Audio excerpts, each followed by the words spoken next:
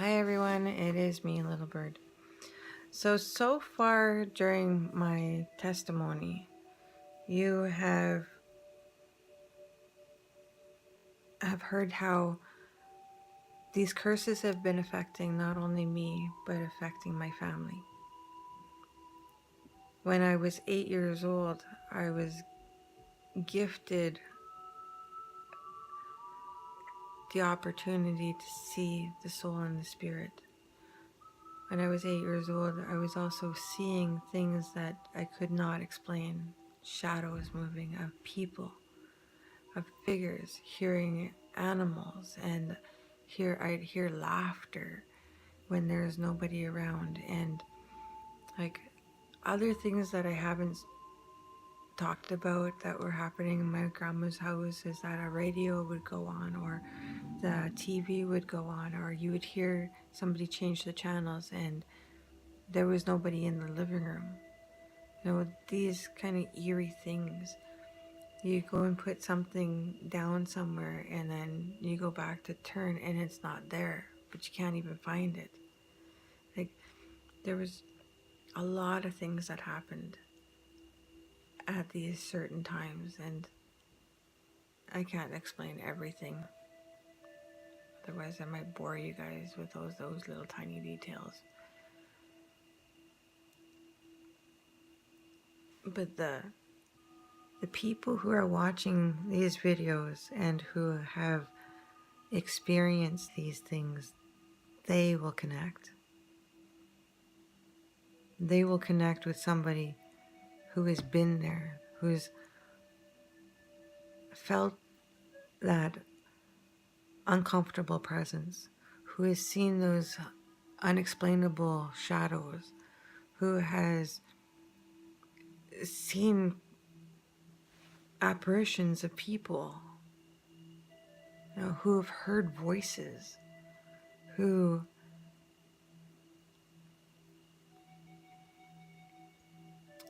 had dreams that, didn't make any sense. In my story, you also hear my teen years and how my teen years were affected. And then how my daughters came to me, my husband had come to me, my soulmates had come to me, how God has saved my life. I have spoken about 20 years of my life.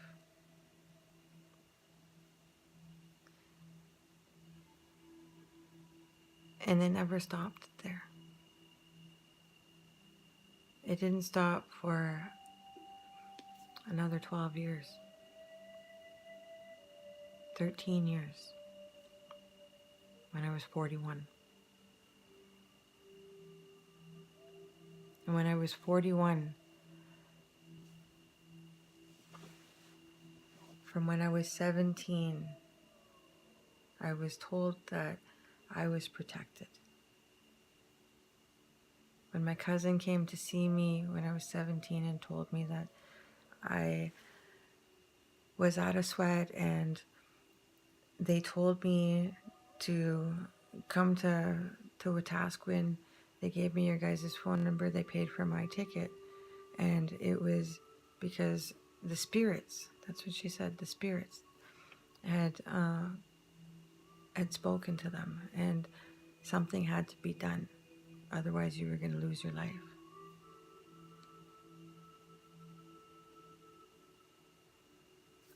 I didn't understand what was going on in my life at that time, but it kind of made sense. And then as soon as she presented this information to me, she told me I was going to be okay, that I'm protected.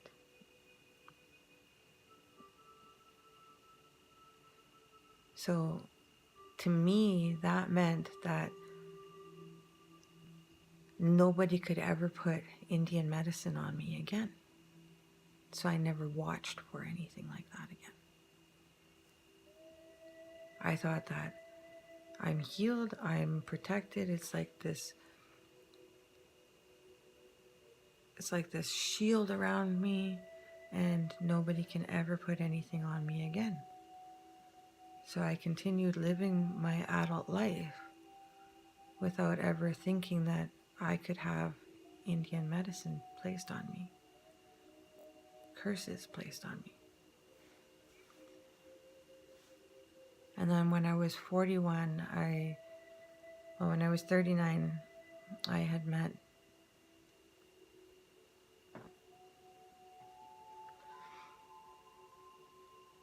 my twin flame soulmate. And I knew that there was something about this man that was just permanent. He was permanent in my life. It was like we were mirror images of each other. Everything just came together, and it was him who I had gone to get help for. I ended up helping myself more in the long run because I didn't know that I could have bad medicine placed on me again. I didn't know that people can place it on you over and over and over again. I didn't know that the curses that worked against you could be used over and over and over again. I didn't know that the curses that were working against you were the ones that these people had taken off. And there were curses that worked against me. The family separation curse that was placed on me. The curse that led me to take those pills to attempt suicide. The curse that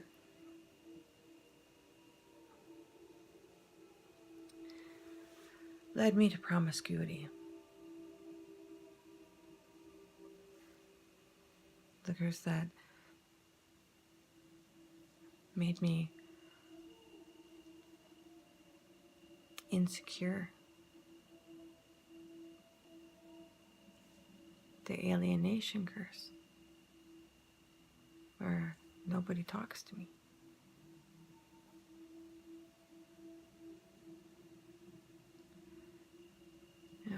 And there was more that worked against me at that time. And they worked. They took my friends away.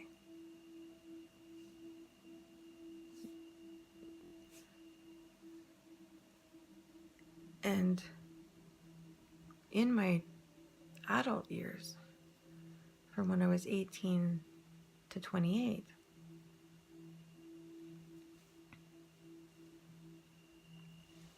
wow, my family had been separated. So that curse worked. Alcohol and drugs kept us apart. That worked.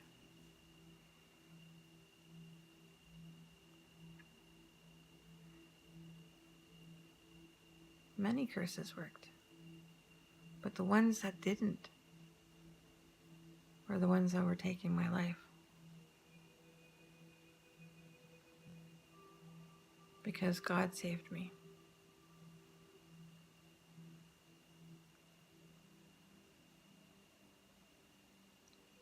When I tried to commit suicide, God placed angels in my path to help me.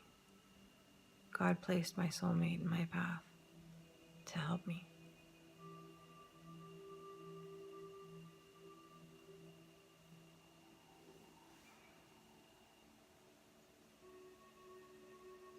This stuff is real. And it's damaging, and it destroys, and it destroys lives, and it kills people, and it kills our spirit.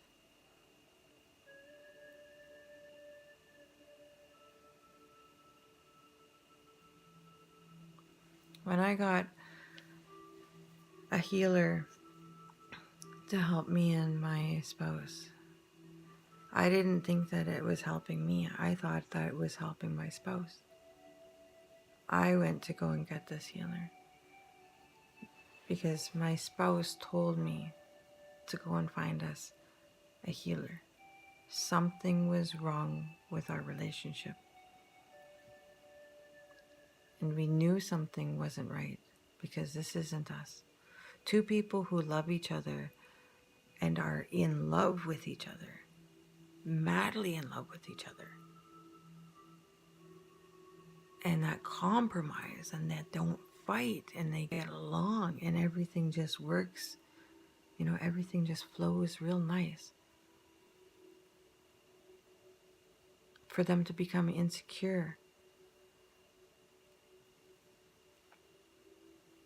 and jealous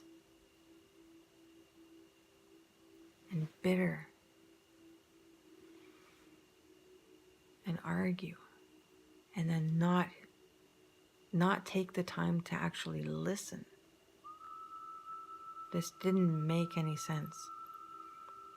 So I went to go and look for a healer for my spouse.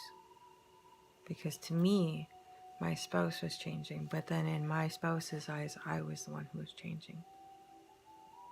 Because there was a curse on us. And after going through the healing process,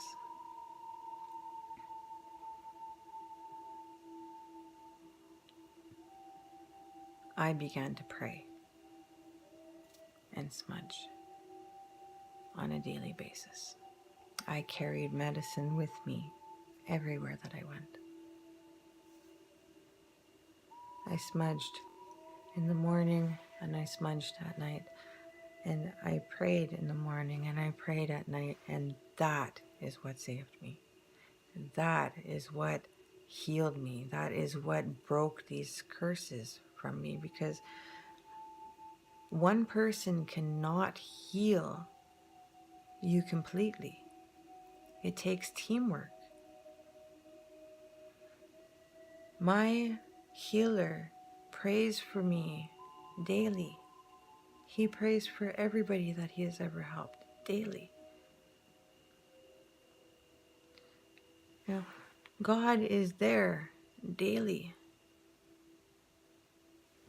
Jesus is there daily. And whenever I call on him, which is daily, one person that never prayed for ever before was myself. I never prayed for myself. I always prayed for people because I always felt like praying for myself was selfish. But no, I needed to pray for myself. I needed to become that pillar of strength, of dignity, of self-respect.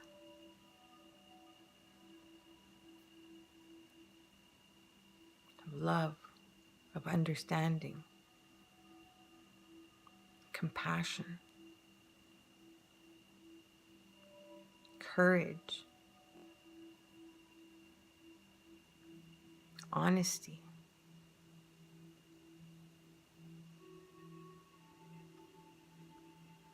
I had to trust that my prayers are just as powerful as my healer's prayers. And with the four, someone else, myself, Jesus, and God, all working together, that's how I was able to break myself free from these curses. The curses that were working against me, ones that had already worked against me.